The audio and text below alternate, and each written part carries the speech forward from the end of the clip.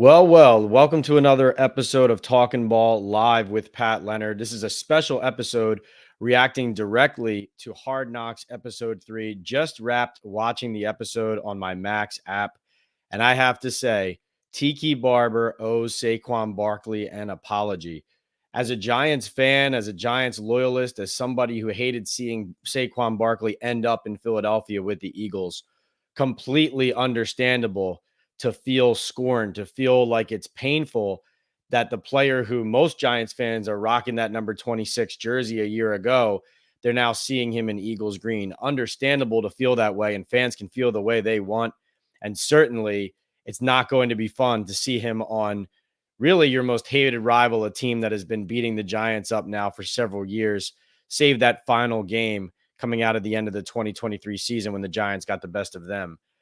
But you have to admit that if you're going to open your eyes and look at the truth of what went down when it came to Saquon Barkley leaving New York, saying goodbye to his time with the Giants, goodbye to his aspirations of wanting to be a Giant for life, and ending up, of all places, down south at I-95 in South Philadelphia at Lincoln Financial Field. What we saw in this episode 3 of Hard Knocks is that Saquon Barkley and his agent Ed Berry did come back to the Giants. And it's confirmed and once and for all cemented in stone. The Giants hear the offer that's on the table. They bring the numbers back to Joe Schoen and the Giants, 12 and a half a year, 3 years, 25 million guaranteed, the number they should work off of. And Joe Schoen says, to matching that, to maybe slightly beating that, he says, we're out. Those are the words from Joe Schoen. So Saquon Barkley, I knew it, and I never doubted Saquon Barkley, especially when he said it out loud, that the Giants never made me an offer. I took Saquon Barkley at his word because that's what he has been during his time here in New York, someone you could do that with. But certainly at this point, you have to understand that in the NFL, forget that it's Saquon for a second. Think about players looking out for themselves when teams are certainly going to release a player, ask a player to take a pay cut, bench a player, do whatever is beneficial to the organization. So just as it's the team's prerogative to do that in certain situations, and we know teams will take the opportunity to do that when they wish, it's on the player, and it's the player's duty to himself, his career. And frankly, I think fans should understand that it's important to support the players making those decisions for the best of their careers, their families, their futures. Because the fact of the matter is, if Saquon Barkley's not looking out for himself in that situation, then no one is. So obviously it was a painful result. You can see it on John Mara's face. Really interesting moment there where the co-owner of the organization is explaining to Joe Schoen that if it ends up with Saquon Barkley in Philadelphia, he says he's going to have trouble sleeping at night, and definitely a worst case scenario there for Joe Schoen as far as where he ended up. Of course, Joe Schoen was the general manager running this situation, operating under the belief that he did not want to invest to a certain level in Saquon Barkley at this juncture, believes that running back value only should go so high, wanted to invest in other places in the roster. Certainly his prerogative, but definitely strange to watch it unfold, as it appeared that the Giants, while targeting certain players and sending out certain offers, there was a lot of reactionary behavior in this episode as far as how the Giants were operating and who they were going to pursue and who they were pressing for, and how honestly it all came together in the end. Other headlines for me, disappointing that Russell Wilson was not in the episode. HBO and, the people making this show, of course, have done a great job with it, but I think they take an L there in not having Mr. Unlimited grace us with his presence. I was hoping to see a Russell Wilson with sunglasses on inside, walking into the lobby of the Giants building with those 4 Super Bowl trophies, saying something somewhat cheesy to the camera and going to meet with the Giants about whether or not he was a good fit. I also thought it was interesting, first of all, that the Giants thought that they had a chance at bringing Tyrod Taylor back after keeping him on the bench when he was ready to go for Tommy DeVito. I feel like it was very clear that he was not going to be a Giant past the end of last season. The Giants seemingly thought that they had a chance at bringing him back. Of course, that did not come to pass. Was interesting when they discussed bringing Tyrod Taylor back. Brian Dable looks at Joe Shane and says, that means we're going to have the same quarterback room as last year. And then Joe Shane says something to the effect of, for now. And that was a hint towards what they're talking about in the next episode, which is more conversations about quarterbacks in the draft. And there was one interesting tease in regards to a potential trade up.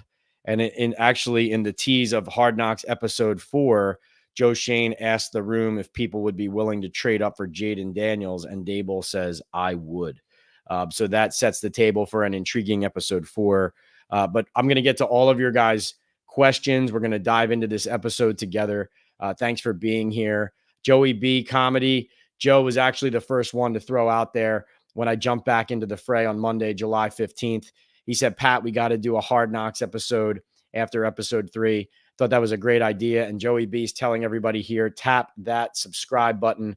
Joe, really appreciate you, being so supportive of the channel, of Talkin' Ball Live, and of what we are doing here in these conversations. I want to tell you guys really quick about our sponsors, and then we're going to get right into the conversation. Boom Chagas. We are sponsored here by Boom Chaga Mushroom Super Drink right behind me over here. A natural extract loaded with anti-inflammatory, immune-boosting, antioxidants, and heart-healthy compounds. You can easily pour this natural liquid supplement into any of your favorite drinks. I put mine in my coffee every morning and immediately feel the difference. I personally have felt a post-workout-like energy boost with Boom. Chaga also has the ability to lower cholesterol, reduce inflammation, and improve immune and heart health with its beta-glucans and antioxidants.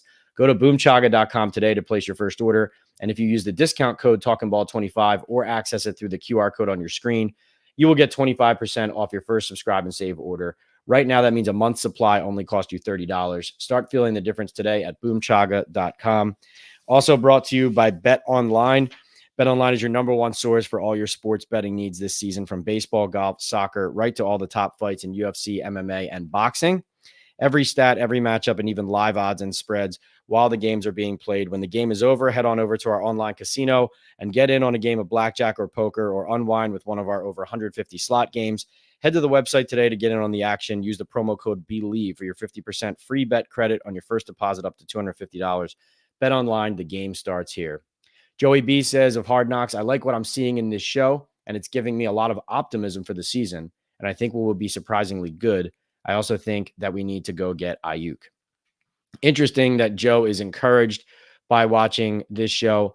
I have a little bit of a different view in watching the Giants operation, feeling like at times it looks like they're shooting from the hip.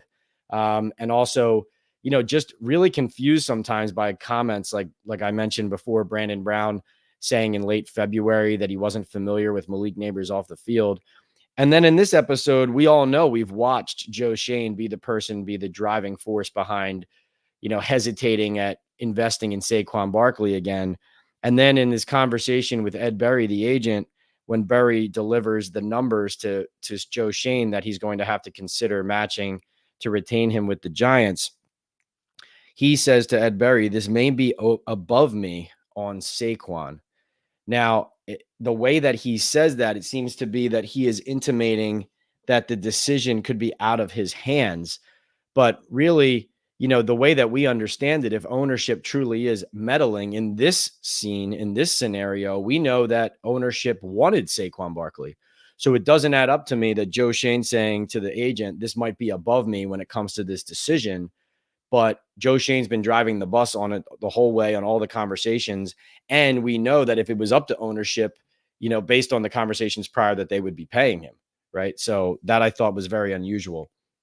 But Joey B, to your point, I think it is, from a fan's perspective, and for a lot of people, even in the league, who just don't often get to see the inside workings of other teams. It is fascinating how much we are seeing in regards to the conversations. Certainly some nervous moments there, to think that the Giants' plan was to invest that heavily in Brian Burns, and that it felt on their end like they were waiting to the 11th hour to see if it was even going to get done, watching guys come off the board as they waited and then eventually basically crossed their fingers that the deal they felt they had was still going to be in place.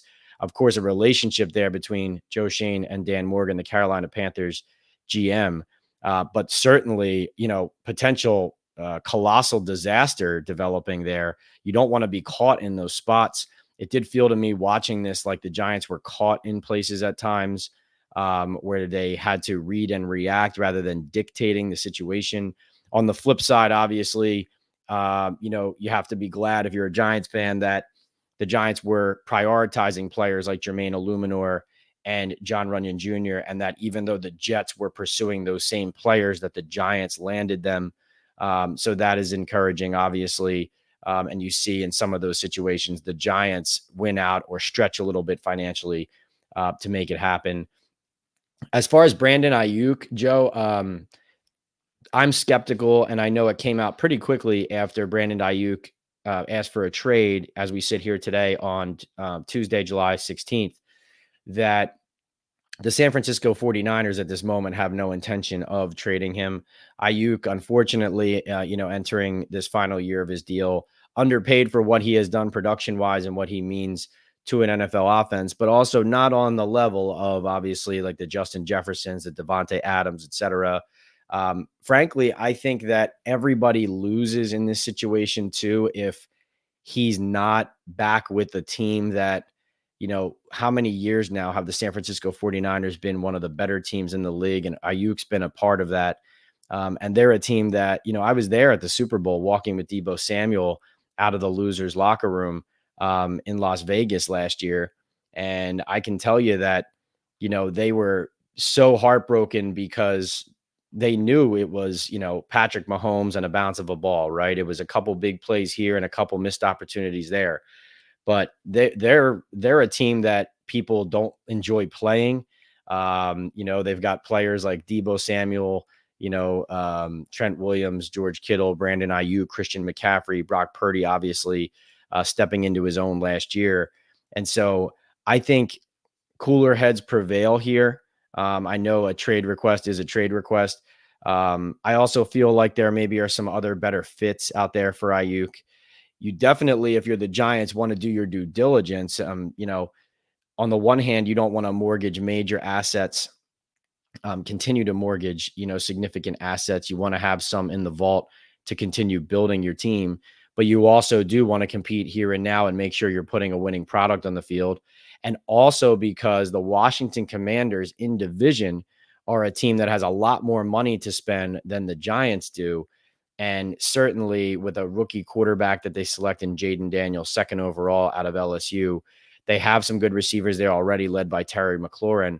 But that's another place that if Brandon Ayuk were to be dealt, looks like the kind of team that might be able to outbid a team like the Giants and put him in a more optimal situation to grow with a young player. But that's, again, another reason for the Giants to continue to do their due diligence. But the Giants at the moment only working with $11.5 million cap space right here as we sit here and now. And remember, of course, it is be careful what you wish for. If you're a guy like Brandon Ayuk, you want to get paid, but do you want to leave a perennial Super Bowl contender for a bottom feeding team, right? Of course, if you're making a trade request, then seemingly you're prepared to prioritize capitalizing financially, which is the player's prerogative, but definitely also a factor. Joey B also says, do we need to get another tight end, or do you think Daniel Bellinger can take the next step? Yeah, so, hopefully nothing major, but Theo Johnson, the rookie tight end, 4th round pick out of Penn State, he arrives with the other rookies here on Tuesday and immediately goes on the PUP list, physically unable to perform. At this juncture, this isn't like hey, you have to sit out 6 weeks of the season or 3 weeks of the season, the way that there are time constraints, depending on whether you're on IR or PUP come the regular season. In the off season, you just have to get healthy enough to pass your physical and you can come off of that list. He does remain on the active roster while he's on PUP. So he's on the active PUP list. And what this means, interestingly enough, is that since the start of the spring program, the Giants have had Darren Waller retire, and they've had 3 tight end injuries. You have Johnson, you have Jack Stoll, who undisclosed ailment, wasn't practicing at the end of the spring. And then also Tyree Jackson, who had an arm injury that kept him out for a time in the spring. I saw our friend at ESPN, Jordan Ronan, reported that Theo Johnson's injury was a hip injury and that there was optimism or at least hope that it wasn't too serious. But I take any comments about things not being serious right now with a grain of salt. Wait and see, because it's not the New York Mets, but definitely we're at the point right now with the Giants where you're tired of hearing about an injury and then hearing that it might not be serious, because we know these things can linger. Hopefully Johnson gets back on the field soon. You can check out my notes for the Daily News. I actually wrote about different rookies that I'm watching, not just the obvious draft picks, but some undrafted rookies and some insights into why guys might be able to earn playing time. But I feel like Theo Johnson had the inside track on being the most popular rookie, like the fan favorite, the guy that you guys are going to enjoy watching, especially when the pads come on in training camp, because he looks like he could get on the field, not only as a special teamer, but also as a guy who can help blocking in the run game, no matter how long it takes him to acclimate himself in the passing game. Obviously was a red zone threat. Do they need to get another tight end, Joe? I think that position, like others, is one to constantly be looking at, but you're not landing high end talent, unless you're rating like a team like the Raiders, who now has, Brock Bowers and Michael Mayer. Are they going to free themselves of, let's say, Mayer because they just selected a stud rookie tight end, right? Like that would be something that I'd be skeptical the team would part with a young player, but also that would be the kind of call that I would make if I was looking in that direction. But of course, not a premium position either, but definitely, something that would be cheaper than going to get Brandon Ayuk, but could still help your quarterback. If I'm a general manager, Joe, and I like where your head's at, because if you're a GM, if you're a team, you have to discuss all of these things, and you have to create these scenarios and see what investments make sense and what don't. So I like where you're thinking right now. Chris Manhertz, Jack Stoll, Daniel Bellinger. Those are the guys I'm looking at, along with Theo Johnson and Lawrence Cager, hopefully able to have another good camp and then stay on the field. The Giants kind of pulled him out of the lineup last year after they lost some confidence in some things he was doing on the field, even though he showed a lot of promise. And I really do like him as a player. Good teammate there as well in East Rutherford. So, I guess that's my feeling on the tight end room. Incomplete. So keep looking, but more than likely, this is what you're working with. I find it fascinating that Daniel Bellinger essentially lied about that he was injured in the spring. Turns out he was, according to Brian Dable. Of course, you don't have to necessarily discuss injuries in detail if you don't want to as a player. It's your prerogative, but it was very interesting and strange, like cloak and dagger stuff going on there. Hopefully Bellinger is healthy and better and can continue to compete. I think Bellinger can do some good things for them, obviously, but he should be more of a supporting role player, not kind of your lead dog. And obviously the blocking and the penalties and negating positive offensive plays, they have to stop. And I would put Bellinger and the penalties in the same category I do with all of these positions and players that I've talked about when we say you need to be ready on day one. You can't, run it back with a guy like Daniel Bellinger and say, and hopefully he clears up the penalties. And then if he doesn't, and the team starts 1-3, now you go to the next guy. You have to figure that stuff out before you get to week one. Steven notes that there was nothing about Russell Wilson flirting in free agency. Yeah, I was really disappointed about that. I feel like, whether they didn't get all the sign-offs on it or whatever the case is, that was a huge part of the Giants offseason. It was the first thing essentially that happened as they kind of ramped up into that main free agency period. And HBO has given us a lot of good context on their pursuit of quarterbacks, but omitting even a conversation about the Russell Wilson visiting the building. It wasn't just that Russell Wilson wasn't on camera. It wasn't even discussed. So you're essentially trying to airbrush the narrative, like create your own narrative about what happened and what didn't. And that's part of why you have to take these types of shows with a grain of salt, even though they also provide a lot of interesting insight. Joey B says, what are we doing, if anything, with the secondary? Are we going to go with what we got, make a trade, or sign one of the guys out there? Actually talked to Jeremy Fowler from ESPN about this, asked him about Xavier Howard, asked him about Stephon Gilmore, asked him about Justin Simmons. That episode will drop tomorrow, Wednesday, July 17th. I think you'll be interested to see which of those three players he feels like, if he had to pick one, would most likely become a Giant. And then also, I know people have asked about Adoree Jackson. My understanding, there were, people in the Giants building who did not have a very high opinion of how he played last year. But obviously, if prices come down, value versus production, maybe that changes the outlook in the end. Joe, from looking on the field and watching them all spring, I feel like they have to make additions at corner, and if not at safety too. Their secondary needs help. Personnel-wise, it needs help. Bill Hartnett, welcome in. Lou Ann, how you doing? Good to see you. Lou Ann says Saquon was greedy. Wow, Lou Ann, that's tough. Yeah, listen, it's your prerogative to feel like, to feel that way, but I feel like that is a gross misrepresentation of what we just saw, of the way it played out. I do not think a player wanting to be paid what he feels like not only is his fair value as far as his own opinion of his play, but also what the market value is. Like, this is an interesting point here. Saquon Barkley, at that juncture, when his agent calls Joe Schoen and says, here's the money that we have on the table, let's talk, because Saquon told you he was going to bring the deal back to you, and here it is. That is him bringing a real offer from a real NFL team that also happens to be the Giants' primary rival to the Giants and saying, here is my market now, right?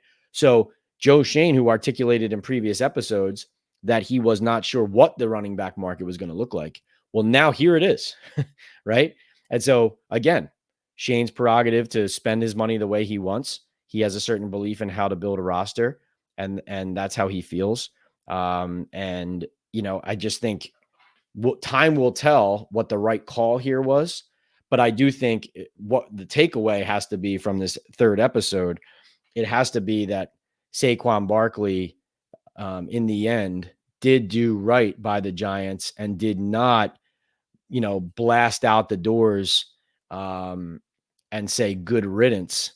And frankly, I think that this probably won't dissipate and reduce the anger from a portion of the fan base at Saquon Barkley for going to the Eagles.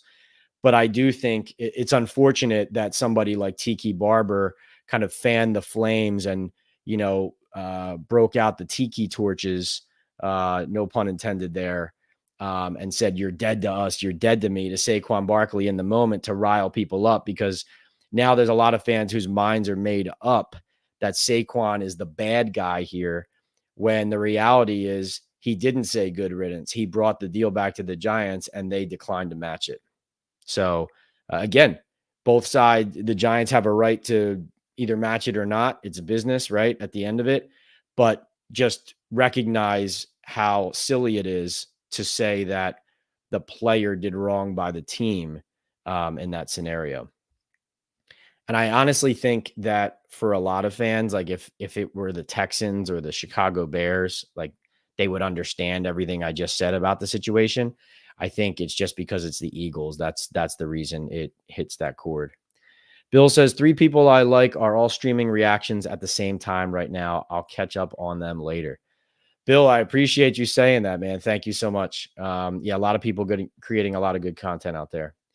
William says, I thought Joe was okay with paying 12.5 over 3 with 25 guaranteed. When Ed said it's north of that, that's when Joe said he's out. No, well, so the initial offer, the initial number that he brought to him was 12.5 over 3 years with 25 guaranteed. Shane did not say yes or no to that. He was asking whether that was going to get it done. And, Barry, because you could tell even on the Giants end, like when Drew Rosenhaus comes back and says, you need to up this offer, it's kind of like, well, we will for your player if you say that gets it done, but we don't want to get into a situation where you come back to us 10 minutes later and ask us for more again. Right. So that was Joe Shane saying, is it this number or could it be a little more?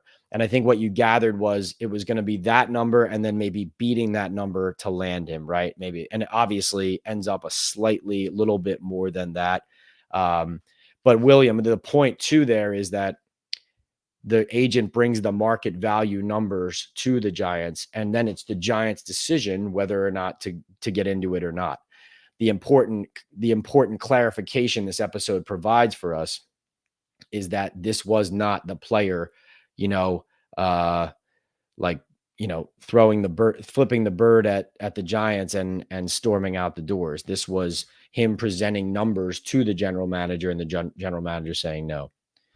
John P says it was a win-win on both sides. Saquon got a great deal and the Giants couldn't reasonably match. We will wait and see. That was certainly their decision there.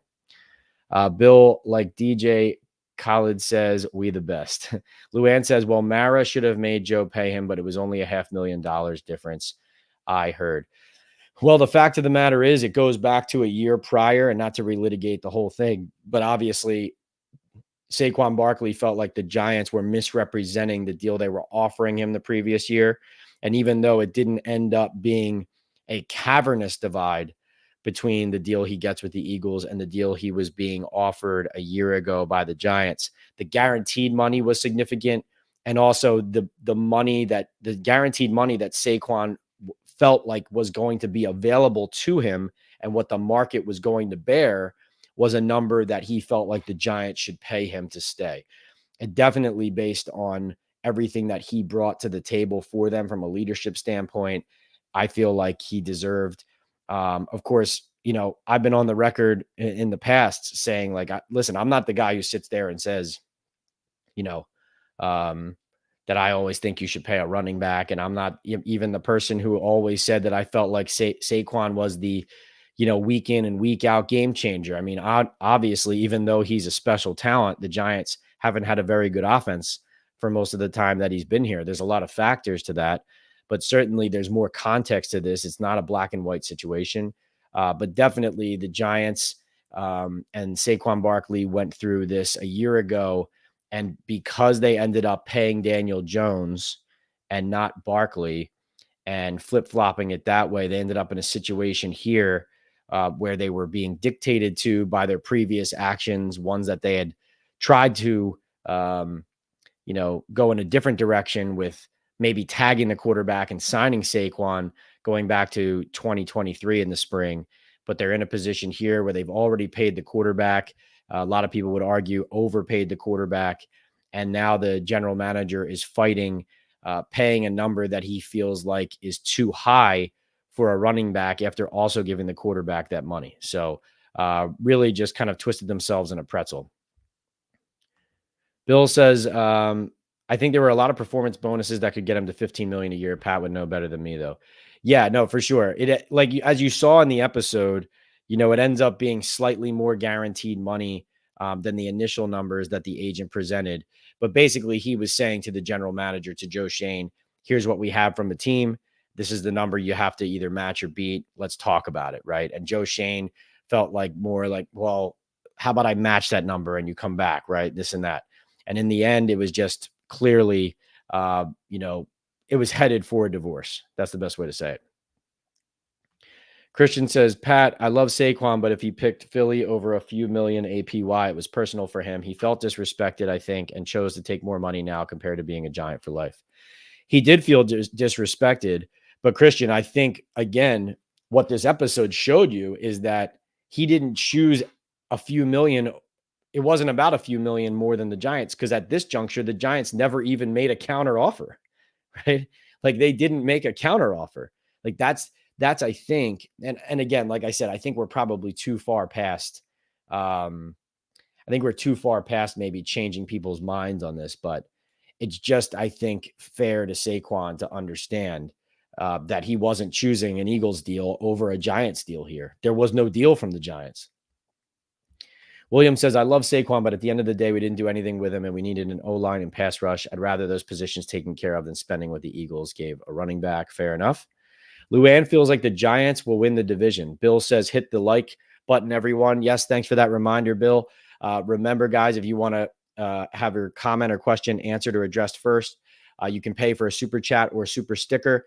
If not, just hit the like button. That engagement helps remind everybody out there what we are doing here, that we're talking Giants, that we're talking NFL, and that we're talking ball here. So I appreciate all that. Love all the interaction, love all the comments. Let's get to more questions here. Christian says, Saquon is chasing a ring. No disrespect for trying. But if he doesn't win one, then I think he tarnished his own legacy. It'll be fascinating, Christian. It'll really be like a primary storyline of the Giants season, what happens with Saquon Barkley down in Philadelphia. Joey says, look, Saquon made a business decision. I'm not mad at him. He's always going to take the money. He was always going to take the money. We couldn't give him what he wanted. He got it elsewhere. Good luck. God bless. Now I hope he tears an ACL. Ouch. Yeah, no, don't root for that. I mean, I remember Philadelphia cheering for Michael Irvin being hurt, those kind of things. But yeah, no, we're not rooting for that last part, Joey. Come on, man. Let's see. Bill says if he gets a ring, he won't care. Luann doesn't feel like he will get a ring with the Eagles. That's an interesting point, Luann. I actually had recorded another episode that's going to drop later this week with Willie Colon, the Super Bowl champion with the Pittsburgh Steelers and a former Jet, and talked to him about, maybe there are people out there who are overestimating how the Eagles are just going to get back to what they were 2 years ago. This is something that I'm very interested in further discussing with people around the league. And I have been talking to people about the league, around the league, is about, Saquon Barkley. That's exciting. The Eagles have so much talent, especially with AJ Brown, Devontae Smith on the outside, their offensive line. They've reinforced the defensive line with their draft picks. They've made additions to that defense in free agency and in the draft. But, last year they really faltered. And so Willie and I get into talking about, maybe some concerns, maybe some reasons. It's not just a slam dunk that the Eagles are going to get back to their form 2 years ago. So I think that's a fascinating part of this whole dynamic. Let's see. Joe says, in all honesty, he has a better chance of getting a ring with the Eagles right now than the Giants. That is true. Luann always bringing the optimism. Let's see. Luann says, doesn't matter. Saquon is a traitor. He will get hurt again. Giants defense will make sure of that. Yeah, see, this is what I'm pushing back against here. Like, I think it's time to understand that, yes, okay, how's this? You could look at it as, let's say a year ago, I told you the Giants essentially told Saquon, go and sign with the Philadelphia Eagles, right? You would say, wait a minute, that's the face of our franchise. It's our best offensive player. Why would we want him to play for the Eagles? Wouldn't we try to prevent that, right? So I feel like a year ago, that would have been more of the feeling there. Whereas now that the player received an offer from that team and the Giants declined to match it, it's on the player and not the team there, right? Like, I just feel like if this was as Joey said earlier, this was a mutual separation at the end, right? This was not Saquon Barkley scorning the Giants as they stood there saying, what do you mean? I thought you wanted to be a Giant for life, even though those are the words that Joe Shane kept saying. In the end, this was just as much about the Giants saying we're not going to do it as it was Saquon Barkley looking at the market and picking another team. Joey B wants to go live with me tonight. We'll do it eventually, Joey B. Not tonight because we're not going to go as long here, but one of these during training camp, maybe we'll try it out. That should be fun. Bill says, Joe and Dan's daughters are best friends. That caught me off guard at the end, to be honest, but it makes a lot of sense.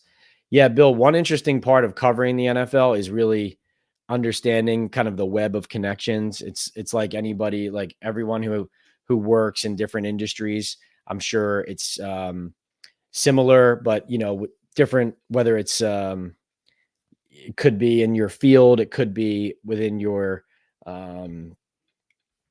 in your community, like the, relationships make it tick. And especially in the NFL, where a lot of these families, coaches, general managers, their wives, their kids, the scouts, they end up moving around a lot. they end up enduring a lot, especially early on when they're getting paid very little and they're grinding, trying to get into these big chairs that many of them are not fortunate enough to end up sitting in. And so, they go through a lot together. And so sometimes that's coaches, families together. Sometimes that's executives and their families together. And it's players as well and their families. And so they share a lot of experiences, a lot of change, and they lean on each other for it. And so, once you get behind the scenes of all that, it's really kind of paints a different picture for you, like a fuller picture of the people behind the show. Let's see. Michael says, I'm 2/3 through the HBO show, and the agent just went and got what the market brought for Saquon Barkley. Yep, exactly. Right. He got what the market brought, and the Giants didn't want to pay it. That's it. Joey B says, are the Giants showing more than you expected on Hard Knocks, Pat? Is there anything you think we should be seeing that we aren't seeing? Definitely Russell Wilson. I'm a little bit confused about some of the quarterback talk is pretty softened, especially in this episode. Like I feel like where they were really looking harder at the quarterback position than this presented. And they were definitely talking more about it. But obviously the draft is a huge part of that. And they're going to get into that as well in the next episode, as they showed. But definitely, Joe, I think the Russell Wilson absence is what's glaring. I think we've seen a lot more behind the scenes than many of us, including I, expected. I don't necessarily think it paints an encouraging picture, but I do feel like they've done a good job for the most part at bringing to us, kind of the pictures of what happened behind the scenes, whether it paints them in a good light or not. But yeah, I'm a little bit disappointed. I'm very disappointed that Russell Wilson wasn't at least discussed, that wasn't presented, and that it wasn't portrayed as a process where the Giants were honing in on conversations with a big name quarterback like that about, what it would possibly look like as a fit. Joey B wants to give the Niners Slayton and some picks. Hey, make the call. Christian says it could also be that Russell Wilson and the team and his team didn't sign off on him being on there. Happy to play devil's advocate. Yeah, that could be as well. And that would just reinforce that, that would just be another story about, Russell Wilson being a guy that, something just, ends up being off about in some of these scenarios. But also, what does he have to hide, right? Like I think that's where your mind goes when you hear, they kind of really tried to tamper down how serious of a visit that was. They just said it was exploratory, right? They didn't want it to be discussed as like this huge official deal. So what's the big deal in showing that he popped in and out of the building, right? Mike K says that's not true at all about Tiki. That was days before. Not sure exactly what you mean by that. Roman says, Pat, I think you're forgetting one thing. He was offered a very good deal in 2022, and then the offseason of 23 with similar numbers declined. Roman, no, for sure. That's definitely what we were talking about here. You're absolutely right about that. He was offered deals in the neighborhood, definitely did not approach this. And Roman, really where it all went south, this is what it all goes back to. And you can see going back to episode 1 of Hard Knocks, when Saquon Barkley, who was very quiet through his kind of spring holdout, if you will, when it was, the spring program, he didn't show up. When he spoke at his camp and he said out loud that he did not appreciate that he felt like there were leaks that were misrepresenting the deals that he was turning down and misrepresenting the Giants, that, the Giants side, and essentially saying people think I'm turning down better offers than I am, right? When he said that and kind of pointed the finger implicitly at the Giants, at the front office, at Shane, right? Like that really, everything took a turn. They obviously ended up correcting it for the short term and steadying it so that at least from a business perspective, the team could hopefully benefit from one more year with him, and then they could revisit it down the road. But that once that happened, and once Saquon clarified that publicly and put out there that, the numbers you think I'm saying no to are not the numbers that I'm saying no to. It never really got back on track. Blazing Brazen says, Pat, thank you for setting the record straight about Saquon. No, and thank you to, HBO Hard Knocks and I think, the Giants, I think the Giants also leaving it in, important to leave that in as well, because if you don't leave that in, if, when you have editorial control, then you would misrepresent the situation. Francis says Giants general manager was hamstrung by the age-related performance stats and his value analysis, ultimately poorly negotiated by Joe.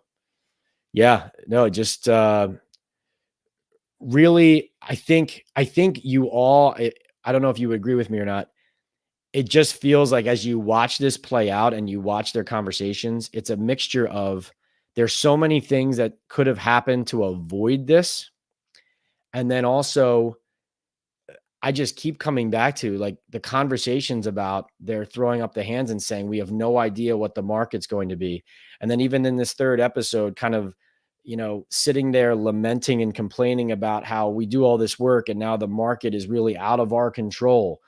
What they sound like in those moments, what Joe Shane sounds like in those moments is someone who's doing it for the first time, right? It's concerning. You don't want somebody who's there, not understanding that you pay premiums in free agency, not understanding that you have to have these backup plans in these situations, not being in a position where if Dan Morgan doesn't call back because he gets a better offer from somewhere else, all these other players you were targeting are gone, and where you end up being like that's that's concerning.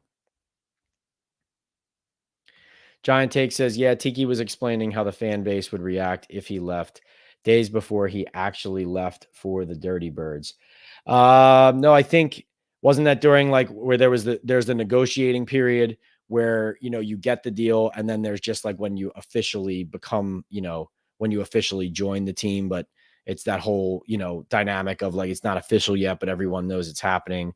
He was blasting Saquon into the sun for screwing the Giants, for scorning the Giants, for going to the rival. And he was putting it on Saquon and saying that Barkley, by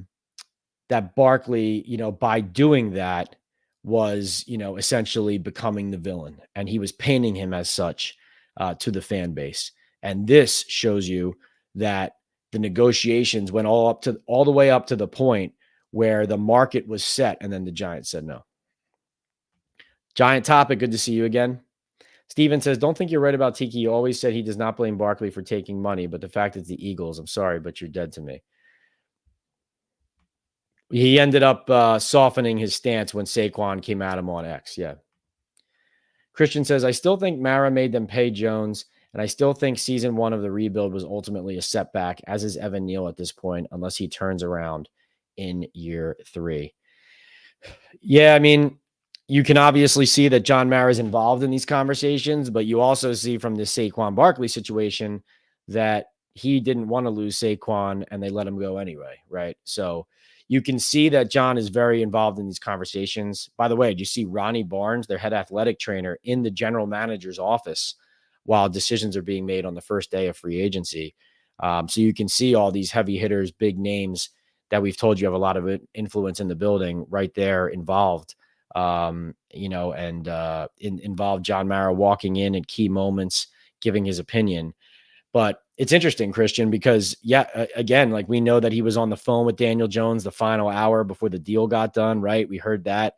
But then again, we can clearly see that if it was up to John Mara and he was the one with the cell phone talking to the agent, like Saquon Barkley would still be a Giant. So he didn't force that. He wasn't able to force that. Welvin says, who do you think has a better record between the Giants and Commanders? I think as we sit here right now, I think the Commanders, because now this could be, it really depends all on Jaden Daniels, obviously, like whether or not that happens. If Jaden Daniels is capable as a rookie and dangerous with his legs like he was in college, that could maybe help them compensate for not having a very good offensive line in spots. And I think the defense should be at least competent, right? Under Ron Rivera, got to the point where even though they had some good talent with Jack Del Rio, I mean, please, talk about being on borrowed time for years. That was embarrassing. I think that they're going to be more competent than people think. And I think in the end, the Commanders end up with a better record. I had the Giants winning 4 games in my initial predictions. Maybe the Commanders come in at, 6 or 7, somewhere around there. Let's see. Brazen says, wow, Luann, bitter much?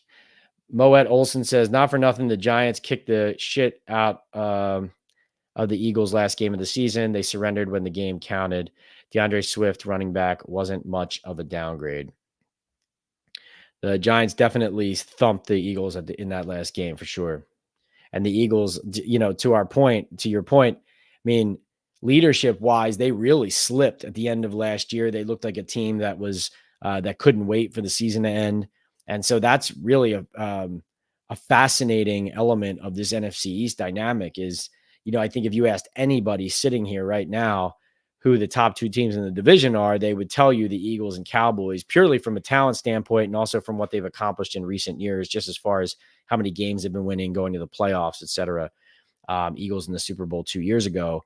But the Eagles down the stretch of last season were one of the worst teams in football for a lot of different reasons. So they need to kind of catch it and get back to steadying themselves. And they need to prove that they can do that first, because they, at the way they ended last season, they need to wipe the slate clean and not kind of continue on that same path. Brazen says, I hope Saquon does well, except when he's on the Giants. Ken Peters says, Evan Neal seems to be incredibly unhappy. I think he needs a fresh start on another team. Do you find him that way when interviewing him? I definitely think in the past, I think the combination of the struggles individually, the team struggles, the fact that, similar to Andrew Thomas when he was a young player with the Giants, Evan Neal, somebody who on social media, seeing all the criticism, feeling like some of it's unfair if he sees clips of himself, being circulated on X and people blaming him for a missed block when he feels like it wasn't his fault or people don't know the full context. All of that, I think, snowballed. Definitely, not to dump on Evan Neal in this regard, but certainly from a maturity standpoint, I think he showed last year an inability to handle all of that and lashed out, obviously, with those comments about the fans. I think this offseason, from a physical and mental and emotional standpoint, has been working to get back into the right space to be able to be the player the Giants drafted him to be, and certainly trying to get healthy after that misdiagnosis of the ankle. So, frankly, Ken, I think the way that he plays is going to dictate whether he perks up or not. I think he needs to get some solid football under his belt. And one thing I will say, and this isn't just about Evan Neal, but it applies to him here. Like, he was asked last year when things were coming undone, whether he would consider just kind of getting off of social media because, it wasn't helpful to him. And that was kind of adding to his angst. And he said, I feel like maybe that's an option, but he said, at this point, I use it to communicate with people. It's a part of my life, how I connect with friends and family, and I meet new people. So he said, like, I don't really think I'm going to stop being on social media. And, that's his prerogative. But I think if you're somebody who's around a young player like Evan Neal, who's trying to get himself back on track, that's definitely the kind of advice you want to provide to somebody like that. Like, this is doing nothing helpful for you. Focus on what you can control in your real life here and now out here on the field. Mel's, what's going on? Good to see you. John P says, Howie Roseman is a fantasy GM. He looks at big names exclusively, and it does not work. The winning Eagles were homegrown. It's back to the dream team days over the last 24 months, and it has not been good. He does have a track record at times of swinging and missing on big names. There was last year when the defense was falling apart, there was the Shaq Leonard experiment that, didn't work there to try to kind of save them at the linebacker position that they had basically ignored. So I hear what your point is there for sure, but also Howie Roseman, very good at reinforcing premium positions, especially on the offensive and defensive lines. And also, of course, the trade for AJ Brown, getting that done, getting the Titans to make that deal a huge deal. And also, the Eagles organization, even though Carson Wentz falls by the wayside, their decisions at quarterback with a lot of people involved in that, obviously going back to Doug Peterson, you have the owner, Jeffrey Lurie, you have Howie Roseman. But the way that they won a Super Bowl and got back to a second, with drafting Carson Wentz, making the trade up for that player, they end up with Nick Foles, the ultimate lightning in a bottle situation, but having a backup who was able to pick them up and carry them the rest of the way to a championship. And then drafting Jalen Hurts when you're already paying Carson Wentz, your first round pick, drafting Jalen Hurts in the second round, and then that player becoming someone who leads you back to the Super Bowl a few years later, and then you're paying him as another franchise quarterback. Obviously, Hurts needs to keep growing as well, but that's the way Roseman, even with some of the mistakes that you said he's made, has either recovered, or really how teams in the NFL are able to overcome roster building mistakes. Let's see. Joey B says, I feel like it's been good. Listen, I'm not an X's and O's guy. I'm a fan who loves the team, knows the players better than average, and I'm excited they are doing what they can with limited resources. I think our defense is going to be amazing. I hope it is. Listen, we talked about this before, but the defensive line, the Giants' defensive line needs to be they need to be the best unit on this team for them to be a good team based on their investments. Ross says Tiki's point was you go to a rival, you're dead to us. If he went to the Texans, it wouldn't have been said. Giant Take says yes, and it happened before reports he was signing with the Eagles. Media made it appear like it was a reaction. It wasn't. I don't think. No, I mean, I had reported the week prior to the start of free agency that the Eagles were one of the teams that were in on Saquon Barkley, and we're going to be a potential destination for him in free agency. So that was already a part of the official conversation of where it was going.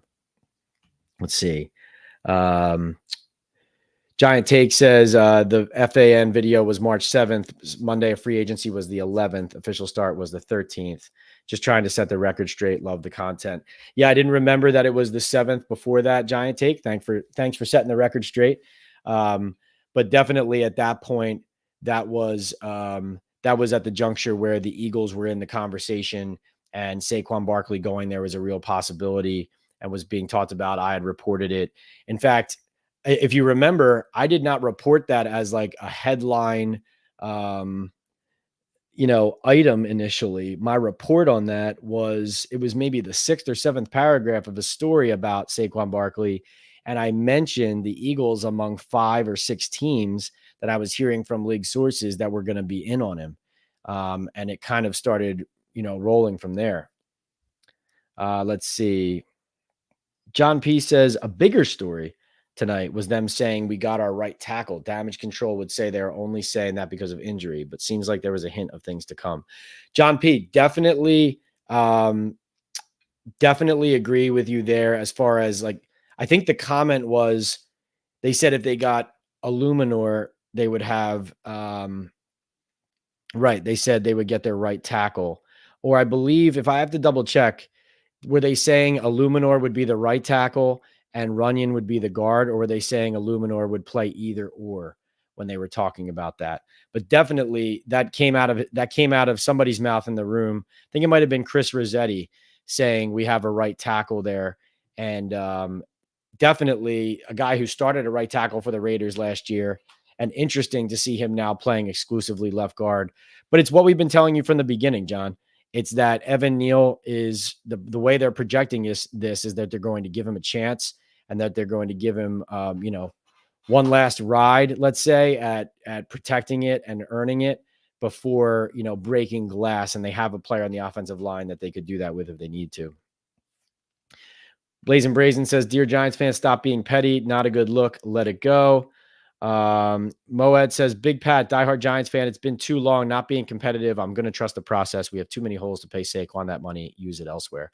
Yeah. And truth be told, at this point, obviously relitigating everything that happened in the spring to a point is, of course, what's done is done. it's time to move on. It's time to, get ready for the actual season and what's to come.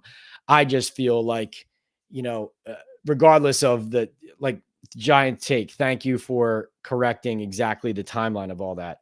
But my point about Tiki Barber and why he owes Saquon Barkley an apology is that Tiki bringing up that um Tiki bringing up that he's a traitor if he goes to the Eagles and fanning the flames of the outrage to come if that were to happen, understanding that the Eagles are now a team that are a possibility for Saquon to go to when he says this. That's my point. My point was anyone who was feeling that way then and who views Saquon the way that Tiki was talking about him on that day. That is my point. My point is that paints an unfair picture from my vantage point watching Hard Knocks episode 3 of everything that happened. Let's see. Joey B likes what John P said about the tackle situation, bringing in Illuminor. William says, Blazing Brazen, you're too hype about Saquon. You want him back so bad. But what did the Giants accomplish with him in the backfield? Don't worry, I'll wait. Yeah, much more nuanced conversation than that. Giant Take says, yeah, and I think Tiki was most likely reacting to your reports, and that's where the March 7th video came from, explaining how the fan base would react. Cool to see how all this comes together. Sadie says, what is important to realize is that if we paid Saquon, we wouldn't have money to spend elsewhere or anywhere else. Therefore, he would be stuck in the same situation we have been for the past few years. Well, no, Sadie, I mean, certainly you would have had spent money there that you couldn't spend elsewhere in some respects, but you could structure a deal with Saquon so that, let's say, you weren't paying him as much of the money in year one, and so you were still able to spend money on some of these other free agents and these other investments, so you can make it work for sure. But definitely, they made their decision, and like I said, we know why the Giants made their decision. We already knew. We see confirmation of it now. We see more of the insights behind the scenes of why Joe Schoen wanted to go this route, and we covered it all the way through.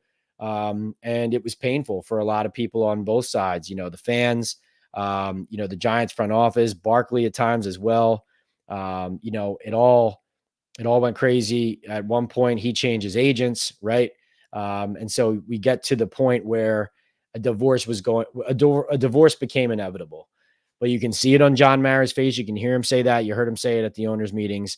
And I think we can close with this, which is like John Middlecoff at the Volume said in his most recent episode that he feels like Shane, the way he handled Saquon Barkley, like it could end up getting him fired if Barkley thrives with the Philadelphia Eagles based on how this all went down and the way that John Mara and ownership could end up reacting to this, the way they processed and played it all through. And I do think that's something to think about, which is even if you don't agree with that it could go that far, I definitely have been stressing for months here now that this is really an important element of the job security of this regime and also of how this process and plan could come together or fall apart. This is a major decision by this general manager and by this front office and by this franchise to move off of Saquon Barkley here. And it could end up making or breaking. Let's see. Joey B says, yo, Pat, this is another great, solid hour of amazing Giants content. Thanks for always doing it. I want to go live from the fan cave. Joe, we will do it soon. I'm gonna wrap this up soon. So, we'll do it another night during training camp. I promise. I want to tell you guys one more time about Boom Chaga Mushroom Super Drink, natural extract loaded with anti-inflammatory, immune-boosting antioxidants and heart-healthy compounds. You can easily pour this natural liquid supplement into any of your favorite drinks. I put mine in my coffee every morning and immediately feel the difference. I personally have felt a post-workout-like energy boost with Boom. Chaga also has the ability to lower cholesterol, reduce inflammation, and improve immune and heart health with its beta-glucans and antioxidants. Go to boomchaga.com today to place your first order. And if you use the discount code TalkinBall25 or you access it through the QR code on your screen, you'll get 25% off your first subscribe and save order. Right now, that means a month's supply costs you only $30. Start feeling the difference today at boomchaga.com. Also, guys, check out my story on NewYorkDailyNews.com, NYDailyNews.com. But I talked about some of the rookies that I'm interested in. Obviously, I want to see more from Tyler Nubin, the safety out of Minnesota, the second-round pick. I think you guys should keep an eye on Jake Kubas, the guard from North Dakota State. He's been playing pretty exclusively second team guard along with the veteran Arid Stinney there. And based on, whether injuries happen and how he competes in camp, could be a guy who sees some opportunities. Jacob Sailors, the running back that they signed, the UFL standout from the St. Louis Battlehawks. Technically a rookie, I guess, because he was a practice squatter with the Falcons last year, who ended up going on IR, didn't play in an NFL game. Looks like he's the downhill runner of the group at the moment. Obviously, they're throwing a lot of bodies there. Ayira Asante, the wide receiver from Wyoming, and Holy Cross. Seems like an intriguing developmental player. I liked what I saw in the spring from him, wide receiver-wise. And, of course, a local guy, St. Peter's Prep, Franklin Township, New Jersey. So I got into a lot of that. I think you guys are going to be interested in kind of seeing my insights there. Let's see. Sadie says, but Saquon wouldn't accept a deal where the money comes later rather than up front. Well, as we saw in this episode, they never got to the point to where they were talking about that. Ken says, John Mara comes off like an elderly parent walking into a teenager's room asking random questions. He seems quite passive-aggressive with his comments. Oh, I'm glad you mentioned that. How about this comment from John Mara? Meant to talk about this at the Open. How about when John Mara says, he walks in and Joe Shane says, John, come on in. And that, he says, come on into the office. And then he smirks at him. And Mara says, I'm glad you left. Right? Like, as in, I don't need your permission to tell me to come in, is how I took that. I thought that was pretty interesting. Giant Take says, do you think Ryan Dunleavy gives up the weird random eating remarks this year since Dable lost weight? Well, I actually think Dable is the one who consistently resorts to food jokes. So I think maybe sometimes you get you get a little too comfortable when someone's constantly mocking their own weight, and then you say it yourself, Olson, what's good? Joey B says, does that boom chaga, is it going to make us go tripping? No, definitely not. It positively impacts, frankly, different people, in different ways, feeling differences in how their body feels, and kind of in how their health improves. And like I said, for me, sometimes you get a workout in, kind of that feeling you have after getting a good workout in. When I take this, I almost feel like I just got one in, even though I didn't do one. Has a lot of good health and healing properties. Like I said, you can go on the website, boomchaga.com, and check out more about what it's about. But it's definitely something, a natural supplement that's been around, for centuries, used by, indigenous people going way back. So really fascinating. I've just been getting into it, myself, always looking for ways to be healthier. And this is a company and a product that I believe in. I'm happy to partner with. So, looking forward to it. Hope you try it out, Joey B.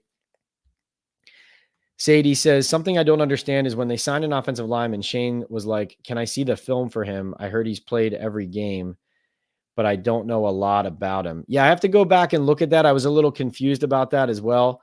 I think it was almost like, one thing I took from that was collaboratively, there was a lot of like Joe Shane at the head, and then dealing with his staff, talking with his pro scouting staff about their rankings for like who's the top guy on our board, right? Like Illuminor was very high on their board. By the way, just for the record, I wrote Jermaine Illuminor's name down as a Giants target in the newspaper. I believe it was before the Super Bowl. So you're welcome. But my point is, it was almost like Shane's involved in that scouting process as well, but it was almost like once they got him done, he wanted to rewatch everything in order to confirm for himself exactly what they were getting and how he was going to fit. But I need to go back and listen to that quote as well, Sadie, because that didn't sound like something that you want to hear after you actually committed the money to a player, right? Sadie says Shane should know everything about the players he is signing. Yeah, definitely. There was definitely some strange comments made in this episode that make you, like I said, it reinforces that they're doing it for the first time. No update on Theo Johnson as far as concerned. I saw Jordan report that, the belief is that it's not going to be too serious and it's a hip. But I always reserve judgment, use my own eyes and ears based on what I'm going to hear and what I'm going to observe when it comes to player updates like that, because you don't, I never want to get in a situation or a scenario where I'm going to take one person's word for the fact that a guy's only going to be out a week and then it turns into a month. I mean, you guys root for enough teams where whether it's the Yankees, the Mets, the Jets, the Knicks, and then the Giants obviously been dealing with these injuries for years. So for my opinion, from what I understand of Theo Johnson, this is a scenario where hopefully he's going to get into camp and at some point be able to pass a physical and then come back off of that pup and be ready to compete. But definitely not what you want. You're drafting rookies. You want them to hit the ground running, and the Giants have really struggled to keep players healthy. Christian says, still no Kafka this episode. Yeah, completely sidelined in Hard Knocks, basically. And of course, as I said, it mirrors the reality of what he has become on this staff and in this organization. Ken says, Shane really seems more like an accountant CFO and less of a talent evaluator. It's interesting because he was a scout coming up. But this is I agree. Like, it's going to be worth rewatching episode 3 to see the full dynamic there. Because there were some things that felt like the process wasn't all connected. But definitely, I think when somebody like Joe Shane is a scout and somebody working in talent evaluation for so long, and then you sit in that big chair, and head coaches tell you this too, like assistant coaches, when they become head coaches, there's so much they have to do in their position that's not just the job they're used to doing. Right. So if Joe Shane's been a scout forever and then becomes assistant GM and then he becomes a GM, right, a lot of the things that he was able to do as a scout, the time he spent on that film or those extra hours on film or whatever, instead of watching the film right now, he's on the phone negotiating the deal or whatever it is. And so that's something you have to learn. And that's when I talk about, hey, somebody looks like they're inexperienced or they're still learning on the job. Those are the things you're talking about. Are they able to manage that? Are they able to balance it? Right.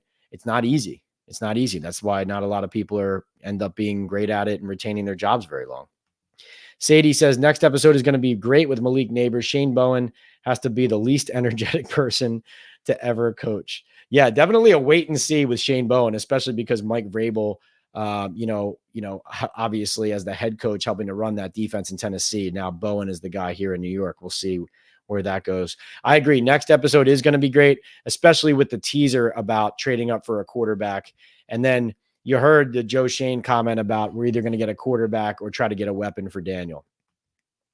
Christian says, still think this coaching staff needs at least one more year, if not 2. Not having a clear picture of quarterback is rough, but Eberflus in Chicago is still employed and on his second rookie QB. And also basically in a year where it's put up or shut up time. But that'll be something to continue to monitor, Christian, for sure, as we go. Hopefully, come October, we're not sitting here thinking about whether this regime is going to be lasting into 2025. But it could be that scenario. We'll wait and see. Guys, thank you so much for joining me for this special episode of Talkin' Ball Live after episode 3 of Hard Knocks. Hopefully you enjoyed my takes. Hopefully I presented something unique and was able to provide some perspective for you. Thank you for all your differing opinions, your insights, your agreements, your support. Really do appreciate it. Like I said, we have episodes dropping with Jeremy Fowler from ESPN, senior writer, insider, national NFL reporter. He's going to be around training camps. Got some great insight around the league. And like I said, he has some opinions about the Justin Simmons, Stephon Gilmore, Xavier Howard conversation when it comes to whether the Giants are going to add someone in the secondary. And then another episode coming with Willie Colon, Super Bowl champion with the Steelers and the Jets. Going to get you out with one more reminder that we are sponsored by Boom Chaga Mushroom Super Drink, a natural extract loaded with anti-inflammatory, immune-boosting antioxidants and heart-healthy compounds. You can easily pour this natural liquid supplement into any of your favorite drinks. I put mine in my coffee every morning and immediately feel the difference. I personally have felt a post-workout like energy boost with Boom Chaga also has the ability to lower cholesterol, reduce inflammation, and improve immune and heart health with its beta glucans and antioxidants. Boomchaga.com. Go there today to place your first order. Use the discount code TalkinBall25 or access it through the QR code up here on the screen right here above my head, and you will get a 25% off your first subscribe and save order. Right now, that means a month's supply costs you only $30. Start feeling the difference today at boomchaga.com. Good night. Bill says, thank you. Thank you, Bill. Ken says, get Dan Duggan on. Hey, we'll see about that.